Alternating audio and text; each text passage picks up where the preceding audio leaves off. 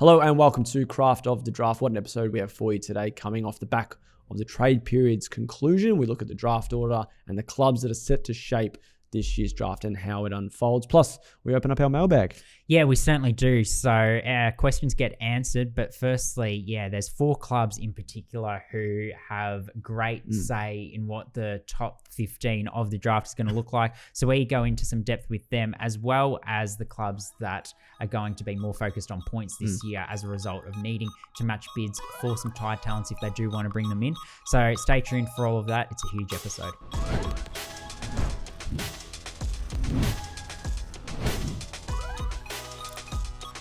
All right, where do we want to actually start here? Let's look at the draft order, maybe just the first round of picks. We don't have to go through every club's draft hand, but if you are watching on YouTube, you'll be able to see your club's draft hand come up on the screen as we discuss each club. West Coast, first 2 picks. Richmond, next 2 picks. Essendon, the next 2 picks. And then Melbourne, the next 2 picks after that. Carlton actually got their own first rounder back from Hawthorn, so they've got now pick 9 and they've got pick 11, and the Hawks got the Deconing compensation in that trade on deadline day, so they've got pick 10. Pick 12 is GWS's from the Dogs. West Coast attained pick 13 from Fremantle in I think it was the Brandon Starcevich deal. Yep. Which I don't really understand Fremantle's role in that entirely, but they did help that deal get over the line. Then the Dogs got the Giants first round pick at pick 14 in that swap of, I think pick 37 also went to the Dogs. Gold Coast still have pick 15, which is their own. Adelaide still have pick 16, which is their own. Brisbane have Hawthorn's first rounder, which is pick 17. Gold Coast have Collingwood's first rounder, which is pick 18. Geelong have their own at pick 19. Freo at pick 20, which is Brisbane's pick. And then the 2 compensation picks Essendon got for Sam Draper at 21, and then what Carlton got for Jack Silvani is now Hawthorn's at pick 22. And then the assistance package pick the West Coast got from the AFL is Brisbane's in that Starcevich deal as well. So we have 23 selections for the first round. We're predicting 4 to 5 maybe bids on the first round of the draft. Yeah, at minimum. So probably definitely 4. And there could be a 5th or 6th snuck in, I think, at the end of night 1 of the draft. So we're looking at, close to 30 picks again for the third time in as many years. Of the 23 picks, how many actually haven't been touched in a way? So 1, 2, 3, 4, 5, 6. 6 didn't get touched, and that's either being traded or emerging as compensation or an assistance package pick. Any quick thoughts on the top of the draft order before we kind of get into the nitty-gritty of each club's plans? Well, it's interesting as it stands right now, and there's obviously the potential for live trading that we know, but it's interesting looking at the draft order that you've got 4 clubs that are in charge of the first 8 picks. So that's always something that's interesting. But I guess if we do dive into it, West Coast are going to be clearly a key driver of this draft, holding picks 1 and 2. It'll be interesting on a few different fronts, obviously, which players they choose to take. Willem Dersma is one that they could take and is probably the one that's viewed as the consensus number 1 available talent in the open pool. But Essendon there have been murmurings that Essendon might look to move up to pick 1, pick 2, and try and package something up to try and get Willem Dersma to play with his brother at the Bombers. So whether West Coast would be receptive of a trade of that sort is something to keep an eye on. And also, Mitch, as you tweeted about on Wednesday, if West Coast were to put a bid on for Zeke Ewland or Dylan Patterson, or both, that makes things much tougher for Gold Coast. Whereas if both of those players don't get bid on until after those first 2 selections, it's much easier for the Suns to match a bid and get both of those players. Yeah, it's going to be fascinating at the top if there's any movement. I don't know if West Coast will deviate from picks 1 and 2. I definitely don't see Richmond trading out of 3 and 4. Essendon maybe try and get ahead rather than back. I think Essendon will try and get ahead, but I just don't think they'll be able to. Yeah, that's probably it. And then Melbourne, I think, should be comfortable at 7 and 8. They don't really have any bidding to do until quite late into the draft if they have to at all. And then Carlton have 2 picks, so really 5 clubs take up, have 2 picks each in the top 11, with the Blues having 9 and 11 as well. But just we'll focus on this top 4. So West Coast, as we've probably mentioned at length for the most part of a few months, is that the Dersma Duff Tytler combination probably gets a few ticks for them. Dersma quite agile, versatile, ready-made, and the best player in the draft, I think. And then Cooper Duff-Tytler, what we've discussed at length is the benefit of having him getting onto your list, but him not being the first selection or the only selection that high in the draft for you. So you can recruit a ruckman or ruck forward who can take some time to develop. And like a club like West Coast, there can be some pressure on the kids that they draft at the top to be coming in straight away. At least they've got a Dersma type if they do take those two. The caveat you put on though is that they've been quite open about the fact that their midfield's too shallow, and do they look at a Dyson Sharp or even a Sullivan Roby who could go into that midfield? Probably more a Dyson Sharp, who's ready-made, more proven, and has stepped up at every level. So that's an option for them as well. They can definitely potentially do something with pick 13. Their following selection after that, however, is until 34. So if they have to do they somehow split 2 and 13 and get, pick 5, 6 off Essendon, that's kind of what could happen. And if the Bombers want to get that high in the draft, and then maybe there's a trade deal that there's one of those promises that they don't bid on, they don't take Dersma at pick 1. So it would be quite fascinating if those first half dozen selections do change at all. For Richmond, it's kind of a waiting game and a bidding game for them. If there's no bids from West Coast in their first 2 picks, you'd expect probably Richmond to pull the trigger twice, maybe even 3 times with Harry Dean, 2 picks, and Dan Annable. There's those 4 who are probably in the top 6 mix. I think in your top 50, we're all in the top 6. So picks 3 and 4 might not come until 7 and 8 potentially. But they'll still be picking from the same crop in a way than what they would be if they didn't put some bids on. So is it the Sullivan Robies? Is it, who else do we have? Sam Grill. I think Sam Grill's the perfect fit for Richmond, whether it's a Sam Grill, whether it's someone like and it probably seems a little bit high, but someone like a Yevon Philippou. I just think that type of midfielder is what's suited to Richmond really well. Sam Cumming an option? Sam Cumming's an option. At this point in the draft, you are probably still drafting best available, and some people might have Sam Cumming ahead of those other names, but a mid forward or forward mid, however you want to see him, with the options that they picked up. The only thing I'd say about Sam Cumming is they got Sam Lawler and Josh Smiley last year. Sullivan Roby, if he's still on the table, you're probably taking him. Is there too much of a sameness to Sam Cumming, Sullivan Roby, Sam Lawler, and Josh Smiley, those forward mids? I'd be surprised if they pocket both Roby and Cumming. And I think, like we spoke about in our mock draft, was it 2 weeks ago now? That Roby can probably offset the mid forward balance that Lawler and Smiley bring, and play, if it's 75% forward, 25% midfield, and Lawler and Smiley are inverse to that. Cumming potentially the same in that Isaac Heaney kind of mold. But I don't think they'll take both of those guys an extra run. And as you mentioned, Sam Grill would be a great fit for them. Essendon 5 and 6, potentially picking the leftovers of those guys that we just mentioned. I think Sam Cumming's the one that suits them really well, just their sort of list profile, and for everything that's been talked about with Essendon, and there's clearly that stigma of negativity about them at the moment, isn't there, with the Zach Merritt stuff?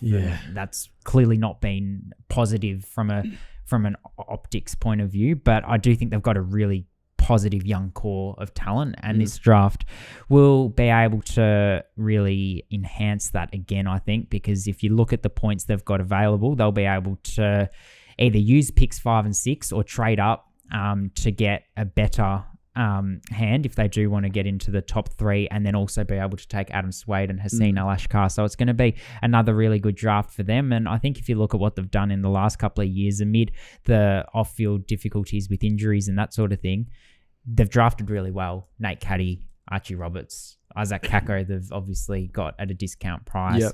You look at what they did in the mid-season draft. I thought Lockie Blackiston was a shrewd pickup. Same with Archer May. So I think there's a lot of positivity there. Lamont Lawal in recent years, Reece Unwin as well. So I think Angus Clark clearly, great start to his career. It's going to be fascinating for them. Obviously, they're in a way still recovering from that 2020 draft range. Obviously, they hit free agency and then fell back a bit, losing guys like Joe Danaher and Adam Sard, and then hit the draft. It was probably the tougher draft to have, just given the COVID implications. And then Ben Hobbs the year after fell in a draft range where there's some really good players taken right before him and after him, but he wasn't alone in probably being an underwhelming pick so far with, Campbell Chester, I think was another one from that 2021 crop. Yeah. So it's been difficult for Essendon in that period, but they've slowly turned things around. It's really important that trend continues, I think, this year. And they do have some more green shoots on the way with some potential academy and father-son prospects across the next couple of years. Yeah, they do have 5,162 points. Yep. But you're taking 5 and 6 out of that in their points calculations. I'll have to try and do some maths on. Regardless, they are even taking 5 and 6 out. They're fine to very match well a bid placed for Swade and Alash Carr. Should be a great haul for the Bombers all up, and it would have been fascinating if they had taken the merit offer and just how big their draft plans would have been. But I'm proud. Not an Essendon fan, but I'm happy for them that they stuck fat. Yeah. What was obviously a tricky situation for them to deal with, and it still will be for the next few months and even into next year. Rolling into Melbourne, so they're looking at having had the 2 previous years 2 first-round picks in each. Yep. Pick 7 and 8 in this year, and then they've also picked up Gold Coast's future first. And they've got 2 2027 first-round picks. No, not 2027. So they got 3 first rounders from Gold Coast. Yeah. Which was 7, 8, and then Gold Coast's 2026 first round pick. Yeah. I think the only 2027 first round pick that got traded was Sydney's. Okay. And that went to Carlton. So the Blues, as well as we'll talk on in a second, are pretty well placed for the next few years. But what it'll see is, if Melbourne take picks 7 and 8, and then they take their own pick and Gold Coast's future first into next year's draft. Yeah. That's 8 first-round picks in 4 years. So they took 100%. Colton Tholstrup and Caleb Windsor in 2023. Last year was Harvey Langford and Xavier Lindsay. So for this year's draft, it's 7 and 8. Are they going to try and look at different types of players? Because Tholstrup a forward, maybe mid. Yep. Windsor an outside mid. Langford an outside mid. Lindsay a flank mid, maybe. So is a key position, but at this point in the draft, what do they get to look at with those picks in key position? Xavier Taylor's not necessarily a key position player, but more of a spine asset. So he's certainly one that I think they would consider a pick 7 and 8.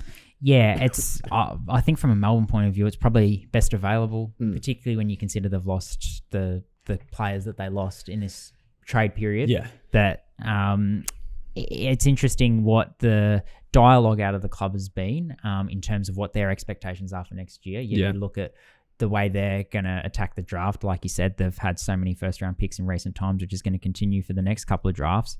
It feels like it's not quite a rebuild, but it feels like it's certainly a period of consolidation. It's a fresh start. Yeah. Yeah. And even off-field, like they've brought in 4 new coaches, obviously new senior coach, new VFL coach, CEO, 3 new president. line coaches, new president. Yeah. It's clean slate stuff. I think you can. I think they shouldn't be scared to call it a rebuild. Yeah. Don't understand Stephen King will come in and say that we want to be playing finals. Every coach will say that. Yeah.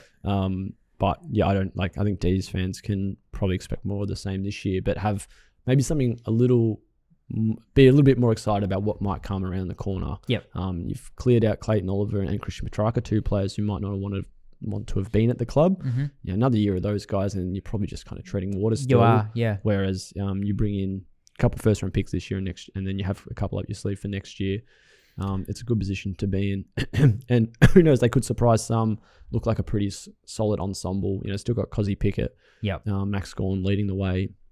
That if they improve enough or potentially improve it and show that maybe finals isn't that far away, those 2 first-round picks might not be draft conversation picks. They might be trade period conversation picks in a year where Zach Butters, Zach Bailey, Ben King are all available at this point in time and from a contract status point of view. So it's a good position to be in, I think. I don't think they're going to be near September, but I think they've at least got something to look forward to for the next few years. Yep. Let's roll into kind of the next batch. They were the clubs 4 clubs that will really lead the way in how the draft night unfolds. The next few clubs we want to talk about are the bidding clubs, and then we'll get to some of the others in a sec. So the 4 bidding clubs in particular, 3 from the northern states, which is usually the case. So Gold Coast, Brisbane, Sydney, and then Carlton being the 4th. Let's start with Gold Coast because, as you mentioned before, did some maths after the trade period finished. The Suns have 3,773 picks. If a bid or bids were to come at picks 3 and 4 for Hewland and Patterson, they have just enough. They're left over with a couple. that still means that they have some trades to do to get Bo Adensel, Kobe Coulson, Jai Murray, all of which Adensel potential top 20, Coulson, Murray potential top 40. So there's a fair bit for them to work through still.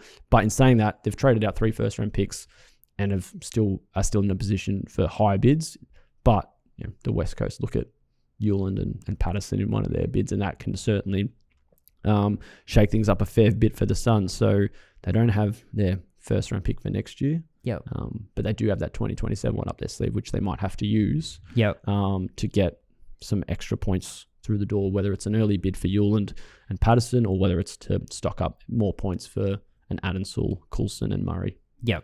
Well, if you're West Coast, you're only obviously going to be bidding on one if you're going to be bidding on both, because if you only bid on one, then the second one's probably going to end up at Richmond. If you look at it that way, potentially. Yeah, okay, I see what you mean. Yep. And they're both going to be contending at the same time, so you end up giving a rival a potential leg up. Obviously, Gold Coast will try and get creative and that sort of thing. But yeah, from a Gold Coast point of view, I think it's interesting because with the current points that they've got, like you said, all fine to get Zeke Hewland and Dylan Patterson, and they might have a degree of confidence, whether there has been some level of handshake agreement or not, that they'll be able to get those 2 players at picks 3 and 4.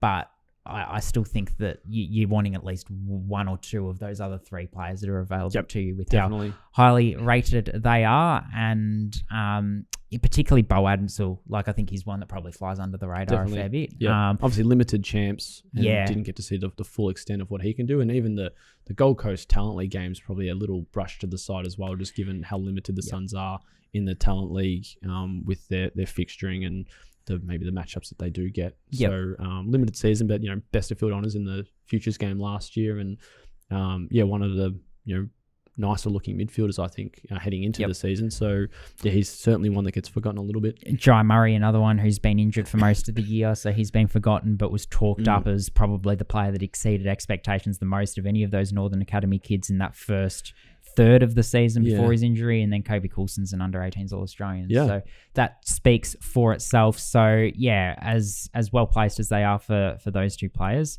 don't be surprised be surprised if there isn't some more pick swapping to come from a Gold Coast point of view. Brisbane in a similar but not quite similar position. So they've got half the points or less than half the points that Gold Coast have, but they've got also just Dan Annable really on their radar to tick off. So obviously they did quite well as well, coming out with 2 first-round picks from a trade period that also netted them a couple of nice free agents, and they lost Brandon Starcevic, and that Starcevic deal has really done. They did really well out of that, even though if he just left through free agency, they would have got maybe pick 23 anyway, but they've come away with pick 17 as well. They traded pick 20, so maybe they just advanced themselves a little bit up in the draft order. 1,756 points, which I think a bit at, I'll have to do my maths here again, but I think a bit at pick 4 should be enough. Definitely at pick 5, but pick 5's enough. Pick 4 looks not. Oh, okay. I was going to say looks touch and go. 1962 times 0.9. Can't do that in my head. It just misses, but it's close. Pick 5's definitely okay. And then the other part of it to keep in mind is they've got Ty Printable and Isaac Waller later in the draft, but their bids for those are likely to come at pick 55 or later, you would assume. Isaac Waller, a tall sort of ruck forward type, and Ty Printable rookie listed as well. And Ty Printable, same sort of vein. He's played some VFL footy and looked really good as a pressure forward. But their chief priority at the draft, Brisbane, will be making sure they can match a bid for a player who has torn it up in the VFL this year, torn it up for the AFL Academy, torn it up for the Allies. So, Dan Annable, watch out for him in the AFL in 2026. Sydney's a really interesting one. Sydney is a really interesting one because they came into the season they came into the season with a big 3, and they probably still have a big 3, but the big 3 has changed in some ways because Harry Kyle's replaced Noah Chamberlain. Noah Chamberlain is still a prospect that could attract a bid, but it's likely to be 55 or later, meaning they won't need any points to match a bid. Harry Kyle, Max King, and Lockie Carmichael, I think when you put them in an open pool, all of them are in that 20 to 35 range. Sydney currently have 1,036 points. So as it stands with the assets and the capital that they do have, they have the capacity to probably match a bid for two of those, obviously accounting for the fact that their current draft hand will be will move around a little bit once academy picks right at the top are factored in A, but then the picks later are absorbed. But yeah, it looks like two of those out of the three they'll be able to match a bid for, but probably not all three. They'd have to get creative on draft night if they were to try and get all three in. Yeah, I'm just doing some maths here. So I think it was bigger to pick 12. They have just enough points for that's all their points though. At bid to pick 12. I don't expect that to be that early. And then I think it's bids at 22 and 23. They might sneak in, but you'd also assume those, like you said, those picks move back a little bit. So they might be okay to get two late firsts, maybe, but they definitely have some wheeling and dealing 20 to and do. 30 was okay when I did the maths. Yeah. So a little bit for them to work out, but obviously if they can get that Charlie Curnow deal finalised and then bring in 3-4 of these academy boys, that's perfect for them because they've kind of sold that future, but then they're bringing in the insurance of King, Carmichael, Chamberlain, and Kyle. So it's a big win for them. Obviously, the Curnow stuff is significant, but making sure they haven't sold their future in a way and making sure they can get these boys in is a second part of that deal, I believe. And it makes like you said, it does make the Curnow deal a lot more justifiable because it felt like they were paying overs when it came to draft picks. Yeah. But if they're still able to get the capital to match these players, then that's really positive. And all of them, different types of players. Harry Kyle, rebound defender. Noah Chamberlain, winger, half forward.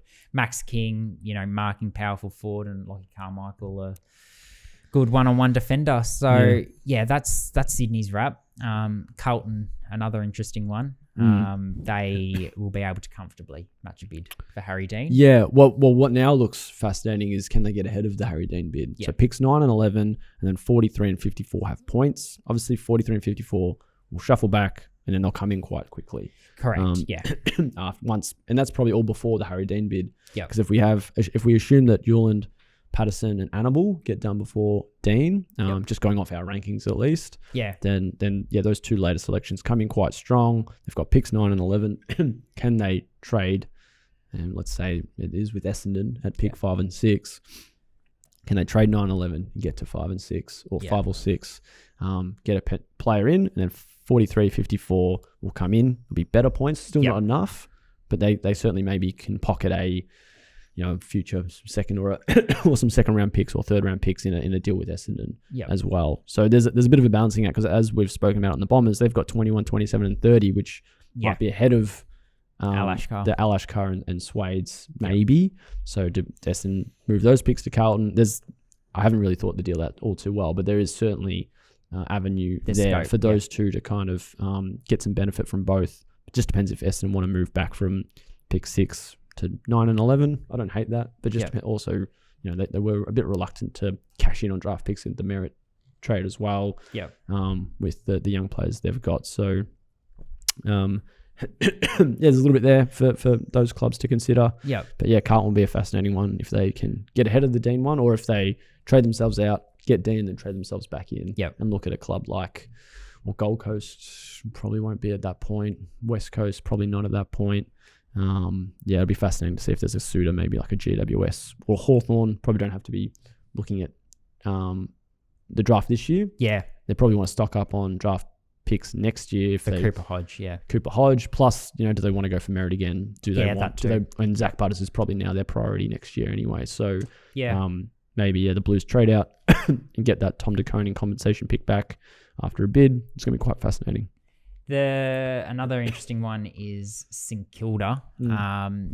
Their current draft hand has them with the competition low number of points, only 71 points.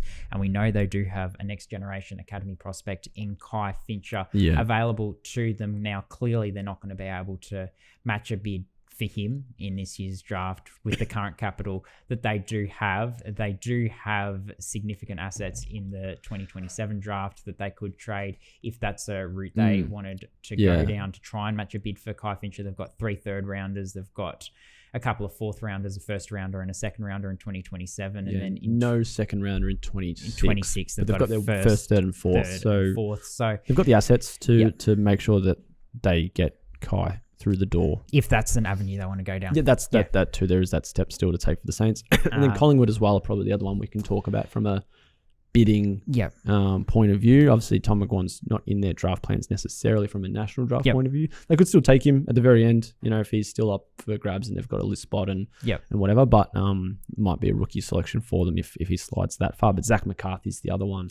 And when you're looking at Collingwood and the selection of hands, obviously they didn't have a first round coming into the trade period, and they've kind of left the I guess draft with. I'm trying to get my draft points and picks up here at the moment because I'm still essentially in 2027. mathematically what it is at the moment, and we know that things will change because of the academy players and the picks that'll get absorbed. But mathematically, if a bid came above pick 34 for Zach McCarthy, Collingwood wouldn't be able to match a bid, but their picks 39 and 45 will become a little bit higher, which would enable them to match a bid closer to about pick 25, pick 26, you would assume. And 56 currently worth 0 would start getting a couple extra points to potentially sweeten off a bid for that. But what happens after for them? So, they've got 61, 77, and then 95 and 113 of these 5th and 6th round picks that don't necessarily exist.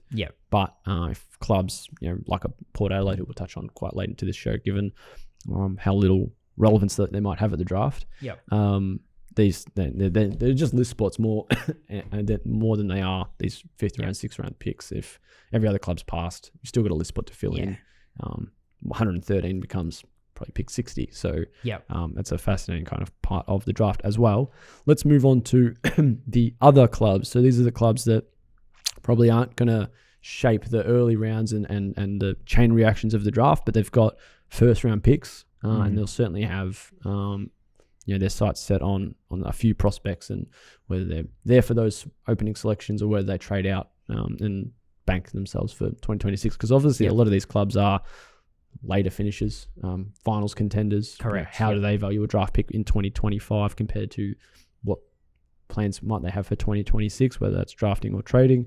So Hawthorn will have pick 10 and pick 22. That was from that deal with Carlton. To try and get merit across the line. Yeah, obviously it didn't happen. So as we mentioned, do they look to the draft? Is there someone they like a pick 10? If not, do they get themselves out of there, get a future first round in instead? Load up for merit next year. And load up for merit, load up for Zach Butters next year. And Cooper Hodge obviously is part of their factoring in this as well. So they could trade 10 and 22 and, would North Melbourne give up another first round pick to get those two picks in? The Roos do have 2 early second round selections. So it'd give them a top 10 pick, which probably ends up being pick 15 anyway, and then 3 picks in that late first round, early second round. So there's a little bit there for those for the Hawks to consider. I think in our mock draft, I think Yevon Phillip, who was the one that they landed on. Yeah, and they were a tough one. I remember, I've considered the Hawks a fair bit this year, but they are a tough one when you think about the draft because they don't want for too much. So clearly, there's talent available to them, but I would think that they're better placed with where their list sits at the moment and their ability to contend. The trading out and trading into next year is probably going to suit them better. Is a club going to be willing to trade for picks 10 and 22 the same way they usually would in a weak draft that's as compromised as it is? That's something they'll have to attempt. Yeah, there has to be a name. Has to be a name when the Hawks are on the clock that someone else has to like. At that point in time, and then 2022 certainly just helps get that deal over the line. GWS at pick 12, so they swapped 12 and 14 with the Dogs. So Jones come in at pick 12, couple spots advanced. Trying to remember who we had them taking in our mock draft. I think it was Noah Hibbins-Hargreaves. Still certainly in that mix, but that they might be open up now to a Jacob Farrow, Xavier Taylor around that mark potentially. Yevon Phillippo, if he's not gone. Yeah, he's a good fit actually for the Giants. So a few spots there for GWS, who their next pick is 35 and then 91 and 109. So their draft plans will blow out quite quickly. So pick 12 could be quite critical, or they split it, go a couple mid-range selections and take 3 second rounders and get out of there. And then the Dogs. Western Bulldogs, I think they need a small forward. That would be what I would do if I was a Dogs fan. And that's either Lockie Doverston or Latrell Sumner Pickett. I think at least one of them would still be on the board at pick 14, which becomes pick 19. So I think that's what they need, someone front and center. Clearly their defensive, what they lack defensively has been well publicized, but someone in the draft isn't going to be able to be that quick fix. So I assume that they would be better off looking for an SSP type solution there. Yeah, I'm just trying to think. Tom Berry's been a player of interest to them before, but probably want a bit more offensive than the defensive pressure side of it. They get Cody Waitman back from an extensive period on the sidelines. But yeah, he's not your front and center normal forward. No, and Riley West, like I said, probably has that Tom Berry role anyway. Yeah. So yeah, interesting to see how that one pans out. Adelaide held on to pick 16. They did. Stood firm in those negotiations with Brisbane for Cal Archie, who will now join them as a preseason draft selection. Yep. And the Crows now have they always wanted to hold pick 16, but that was obviously a big sticking point in those negotiations, and now they have a chance to get a middle range, latter half first round selection to add to Sid Draper from last year. It's an interesting position, and there's two things I say about Adelaide. First thing is I think where they're positioned in the draft is ideal if they wanted to bring in a South Australian, and that's maybe something that we talk about too often sometimes as sort of external people. How much weight does a club place on that? But Adelaide's certainly in a position that there's plenty that are going to be right around the mark if they're looking for best available that will be South Australian anyway, so that's a positive. Second thing that I'd say is they weren't able to get a A-grade midfielder in through the trade period, and I feel like that's where they're lacking if they want to contend for finals, because that's probably where they were shown up throughout 2025.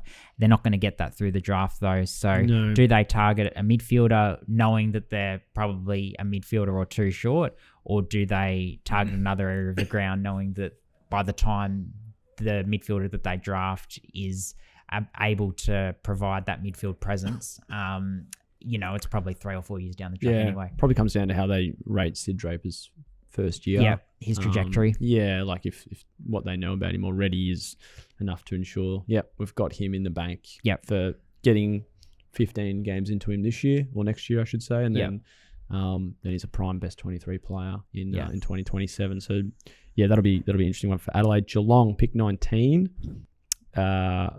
Cats first round draft picking in the last few years. Connor O'Sullivan. Didn't have one last year, but Connor O'Sullivan year before. Just trying to think. Jai Clark before O'Sullivan. 2021, I don't think they would have, because they got Jeremy Cameron the year before. So very rare they have first round picks. 2020, they did get Max Holmes after trading into the first round. So hits, misses, always fascinating. Geelong. It's probably the later picks that they do their best work. Diamonds in the rough. Much like Hawthorn, do they part with that pick? They probably won't get a first round pick though for pick 19. I wouldn't have thought. So I think in our mock draft they had Oscar Taylor at that point, which is would be a great get, I think, for Geelong. Just an extra run from the back half, some speed, some clean kicking.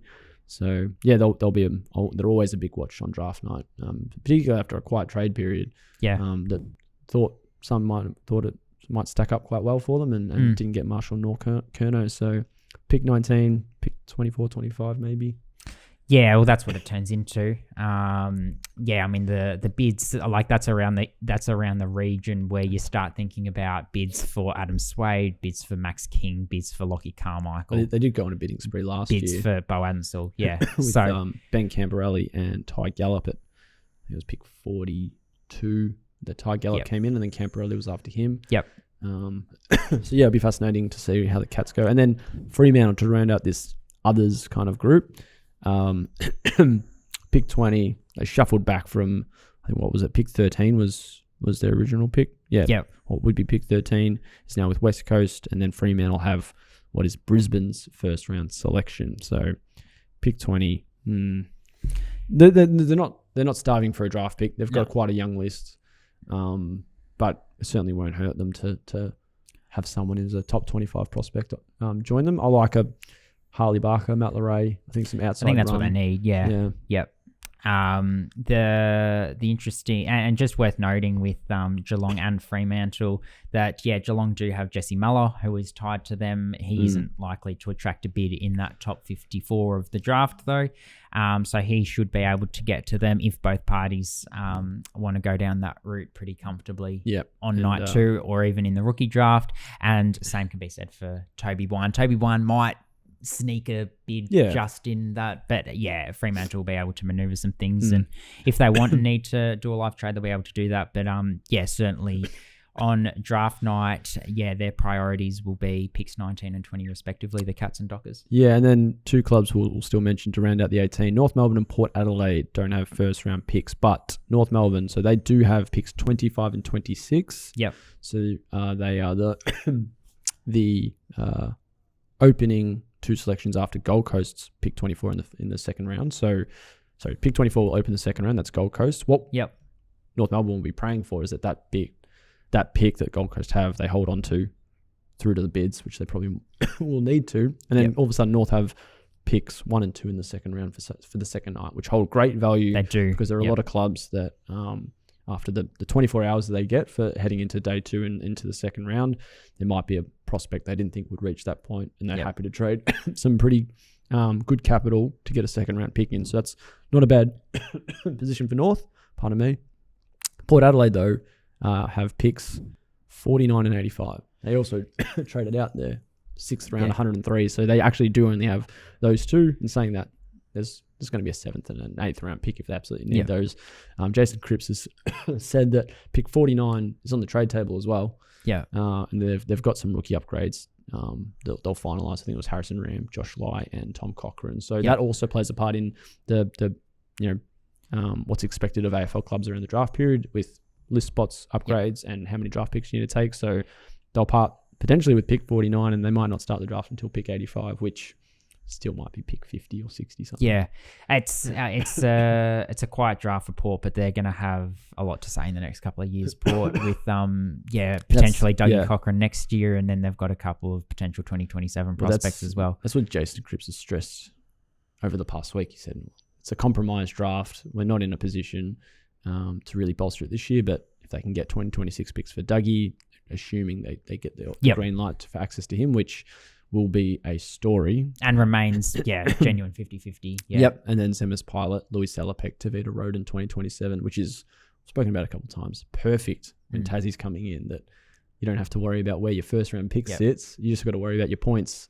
So that's going to be really good for Port, assuming that all three of those guys are still in line. And we're kind of up in the air with where the bidding and academy stuff comes in for the next few years. So there might be a few changes here and there, but that's it. That's our wrap. I think we got to all 18 clubs, some more extensive than others, but that's kind of how everyone's role at this point in time for the draft will take place. Let's have a look at we've opened up the mailbag. It's been a while. We've got a few questions coming through, draft related, of course. First one from Tom. Who is a player who you think is better than what the consensus view is? Yeah. How do you want to do this? Do you want me to give 3? You give 3? Yes. I'll just read up however many you want. Rattle off a few. Yeah, I reckon so. Players who are better than what the consensus view is. I think there's 5 or 6 that I can give. One would be Taj Murray. I think an underrated element of his year, speaking to him as well at the AFL Draft Combine, is the fact that he had to get on a plane before 9 of his games, and his upside is enormous as a ruck forward, potentially even key back at the next level, that height as well and that athleticism. Max Conde-Janis, I don't think gets enough talk as a hybrid sort of defender who can play taller than he is and take a really good grab overhead. Harley Barker, Matt Larray, both of them got plenty of praise through the national championships. Probably haven't heard as much about them in recent times, but Harley Barker in particular, I really like what he's able to do. Tom Matthews is someone that I don't think gets any talk at all because he's been injured for most of the year. But I think he's an outstanding small forward. So he's someone that shouldn't be forgotten if a club wants a small forward later in the draft. Zane Piker, another small forward from South Australia who's underrated and showed some real promise at the national championships. Another one would be Blakewood Sean Benier, who we've talked up quite a lot, Hugo Mukunda in that sort of realm as well. And Jai Murray, who's been injured for a lot of the year too, is someone who has a lot of scope and I think is probably more highly rated in the industry than the media attention of what he's receiving, if that makes sense. Yep. So we weren't sticking to 3 names. No. Well, Harley Barker was probably at the top of my list, and then you do throw Matt Larray in there. We're big fans of Hugo Mukunda here. Yeah. I think he probably fits into that bill as he's probably better than what the consensus I view just of him don't is. get why he isn't talked about more. Like, come on. Yeah. Like, his athletic profile is insane. He's a great kick of the footy. He's someone who has shown it at champs. Yes, he's had his year bookended with injuries, but I just think he's been so consistent and upside enormous. Plays the role so well, can go into the midfield. Yeah, if we're trying to talk as high as we can in the draft order as well. Yevan Philippou, probably. Obviously, missing the champs hurts how clubs can rate him and the general discussion around where he sits. And probably another one from SA, Louis Callaway, who it's kind of a weird gap. Kind of a weird balance for Louis, because I think he played really well at the champs and he's got Richmond ties. So there is a lot of talk in that regard. But because he's tied to Richmond, 17 other fans and clubs probably don't focus as much on him, and then there's that weird probably imbalance of where he actually sits in the grand scheme of things. And for whatever reason, it's certainly a factor, and I think you'd be able to back me up and others would back me up. For whatever reason, players from WA inherently tend to not get as much coverage as players from any other state. If they're a Tasmanian, they get the coverage of being one of very few Tasmanians that get drafted. If Northern they're Academy Victorian, guys, clearly that's the centre of the state, the centre of footy, and WA I think gets covered pretty well over there. In WA for sure. Yeah, the Northern, pretty much everyone from New South Wales and the Northern Academies or in Queensland are tied to clubs, so there's always talk about where they fit into those. And then SA, obviously this year in particular, smashed it out of the park in the national champ. So you're right, WA would certainly be one. And a few of the guys from from their run this year. Tom had another one as well. Do you think Collingwood select anyone non-tied in the draft? Yeah, I think they're going to have to. So they've got, like we talked about, Zach McCarthy. They might rookie list one or both of Jai Saxona or Tom McGuan, but neither of those see getting on the main list. So yeah, I think so. There'll be someone with height potentially late in the draft, someone that can provide a bit of defensive sturdiness. Elliot Duffield probably one. Noah Doyle another. And Elliot Duffield fits into the previous category of being underrated. I would argue. There you go. Yeah, 2 for 1 there. Yeah, there's probably a few key defensive options. The point that Collingwood will be drafting will be less so best available unless there's a real standout in their rankings. Or will be list needs. Do they get a bit of punch from the back line? Like it's Tom Burton in that range for them as well. There'll be a few options for them still. Actually, Matty asks thoughts on Sam Ainsworth's chances of being drafted. I loved his champs. Obviously, was all Australian. And the under 18s as well. So certainly got the plaudits there. Ruckman, but can he play elsewhere? Can he play behind the ball potentially? I think that's the expectation. If he gets drafted, it will be as a key defender. He showed a bit of that at the Sample under 18s level, and he's got the ability to read the play pretty well. So he's got that versatility. And I think when he was around the ball, he had some moments of real power, and obviously had that really exciting duel with Cooper Duff-Tytler at times in that game against Vic Metro. He's not going to be a ruck, but still some of those one-on-one moments that he had, I think will give clubs plenty of reason to be excited. And does he get drafted? It's right on the edge. I think the fact there aren't too many key defenders towards the back end probably helps him out. Obviously the talk last year was he got a national combine invite as well, so that's just something to note about where he sits according to AFL clubs in the grander scheme of things. There was talk last year about how limited maybe the rucks will be in drafting going forward, and then obviously last year was pretty scarce as well. We had Cal Gerine, Logan Smith, Jacob Mollier, Alexander Dodson. I think there might be one or two that might be classified more as forwards. Joe Pike. Joe Pike got picked up in the rookie draft. So there is certainly always going to be space for clubs that want rucks for the future, and Sam Ainsworth is among the standouts after you get past if your Duff-Tytlers and your Louis Emmets are more forwards than rucks, then he could be one option for a club in the second half of the draft. Another one from Tom, just to wrap this one up, who will be a bargain buy for a club? Liam Heatherton is the clear answer there. He's one one that I had in my top 10 entering 2025, and I maintain that he would have been right around that mark if he'd played the full season, being sidelined with injury. So unfortunately for him, he hasn't got to show what he can do, but I think at the back end of 2024, early in 2025, as a key forward, powerful, there's enough there to say that if you're a club that's got a pick somewhere in the second round or even late in the first round in what is considered a weak draft, it is the perfect year to take a punt on a player who is perhaps underexposed, perhaps doesn't have the body of work, but has the upside that's a lot higher than someone who is more proven but has a lower ceiling. Yeah, you spoke about Geelong and what they might do at pick 19. Yep. Potentially one there if we're going into late first rounds. Can I give you one? I don't know if this is a shock because we're talking about bargains, but Sullivan Roby?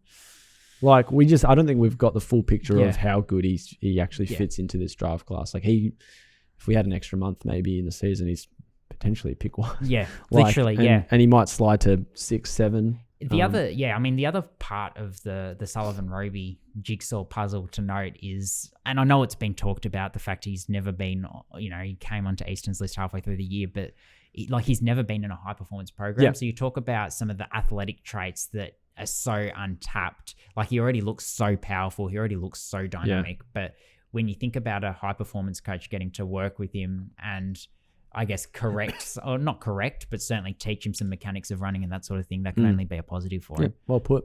There you go. So he could be one. Taylor Byrne maybe another as well in a later sense in the draft. I think could be a good one. I like kind of his work rate. Sam Allen, Felix Knipe, another couple of players who have been injured and been quite limited as a result this year, who certainly could prove to be bargain pickups. Yeah. Any more? You're good? I think I'm good. Yeah, cool. Let's wrap it up there. Quite extensive chat, all clubs. We'll have heaps coming. Mock drafts not far away. Might be one as early as next week, if not the week after. We might also have a look at some state league footballs and maybe where they might sit in the draft this year. That's all leading up to what we've got just over a month to the draft. We'll have plenty coming to you on zerohanger.com and on Craft Your Draft on Instagram.